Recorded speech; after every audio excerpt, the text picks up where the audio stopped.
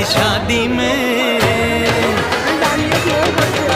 हमारी शादी में अभी बाकी है हफ्ते 400 बरस लगे। ये हफ्ते कैसे होंगे पार नहीं कर सकता